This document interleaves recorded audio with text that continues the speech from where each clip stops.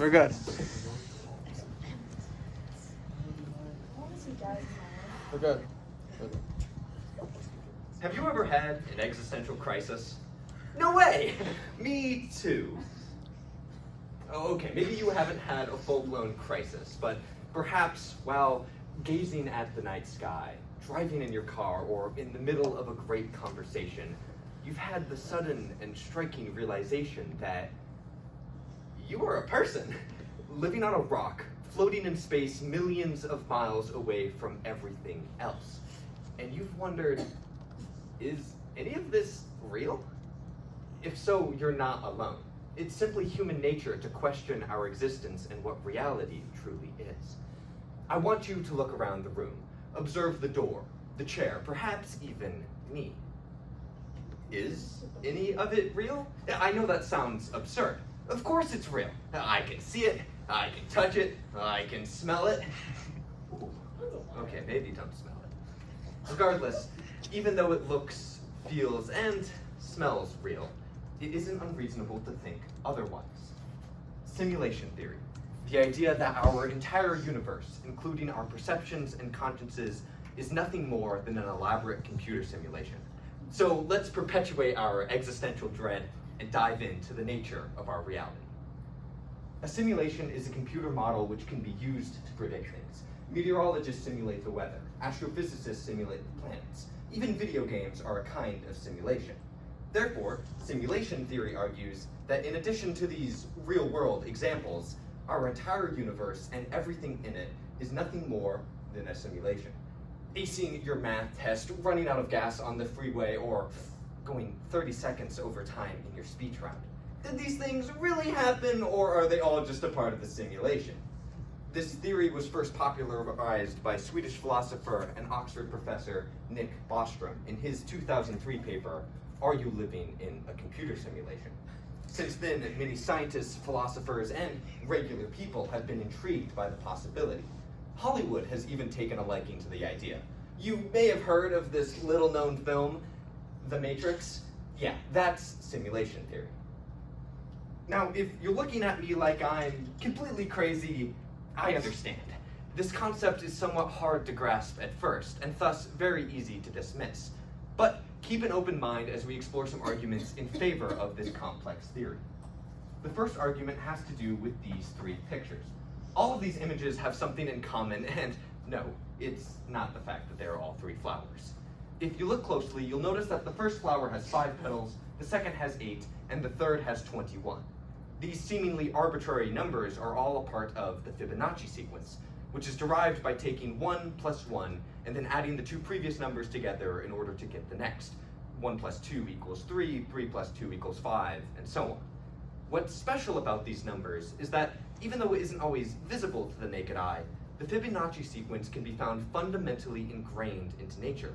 From tree branches to hurricanes, even in the curvature of galaxies, they show up everywhere. And if you take two Fibonacci numbers and divide them, you get a number that is referred to as the golden ratio. This value, approximately 1.618, is also found everywhere. The distance from your shoulder to your elbow and then your elbow to your fingers is roughly 1.618. Your mouth and eyes are positioned on your face at distances that correlate with the golden ratio. Even DNA, the building block of life itself, follows this same rule. Just a coincidence? Well, for simulation theory believers, it's as if these values were intentional, like someone had purposely put them there. You may say, well, yeah, that's just human nature, to look for patterns and meaning in chaos. That's just what we're programmed to do. Programmed? Interesting. Another popular argument revolves around the innovation of digital technology. Obviously, simulating an entire universe would take a tremendous amount of computing power. We don't possess that technology now. However, Moore's law suggests that we may not be too far off. It states that for every 2 years, the number of transistors on a computer chip doubles, a statement which is held true for more than 50 years now.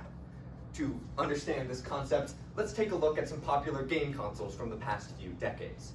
In 1976, the Atari 2600 was the most powerful game system on the market, capable of playing the most incredible and sophisticated games. at least according to my dad, such as Donkey Kong, Space Invaders, and of course, Pong.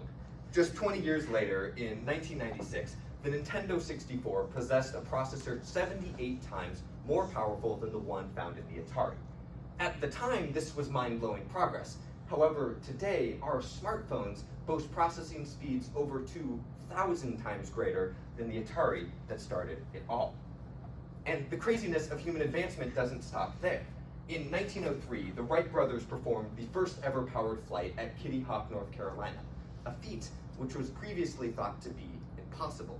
Then, in 1969, Neil Armstrong landed on the moon.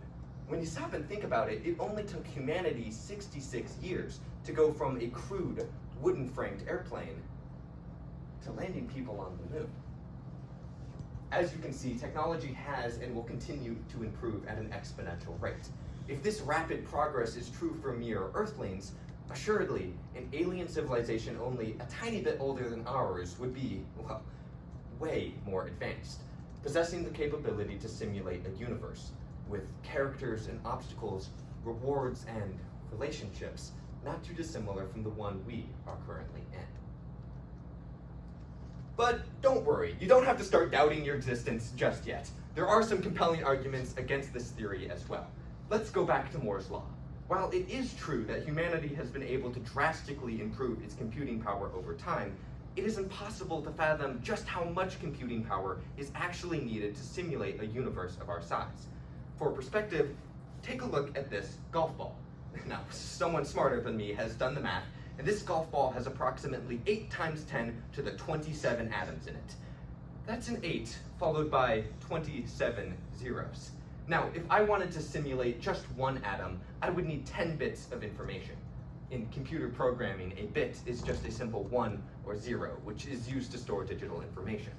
That many bits is equivalent to 10,000 yottabytes, and I know that may sound scary, but stick with me here. Just like megabytes and gigabytes, a yottabyte is a denomination for digital storage, and it happens to be the largest denomination we currently have. One singular yottabyte is equivalent to 1 quadrillion gigabytes, and you would need 10,000 of those just to simulate this golf ball. By the way, this golf ball is about an inch across. Our universe is 93 billion light years across. The amount of computing power needed isn't just big, it's so astronomically absurd that the English language doesn't even have a word for it. The point is, you would need a pretty, big computer. But we don't have to count atoms or do crazy math if we want to refute the simulation theory. All we need is a little logic. Occam's razor is a conjecture that states that the simplest explanation is preferable to the more complex one. Essentially, arguing that the entire universe is simulated is, to say the least, complex. Arguing that the universe is not simulated, however, doesn't rely on nearly as many variables. So, while we will probably never know for sure, it is a safe assumption that the universe simply came about, and your life is the result of natural processes. And maybe a little luck. Today, I've introduced both arguments for and against this theory. I've thrown around big numbers, crazy logic, and some philosophical mumbo-jumbo. But when it comes down to it, the question of whether or not our universe is simulated really doesn't matter. The universe has been around for 14 billion years, and it will continue to go on for trillions of years to come. The average life expectancy is about 80, if you're lucky. The amount of time we have been given is incredibly minute in the grand scale of the cosmos. And if simulation theory is truly just a theory, that means that right here on Earth is the only place in the universe to experience humanity, with its grief, despair, and sadness. Yes, the sadness, but also the joy, the happiness, the curiosity, and wonder of it all. So whether or not our universe is entirely real or completely simulated, it's up to you to decide what reality truly is. And that's something that could never be simulated. I love you.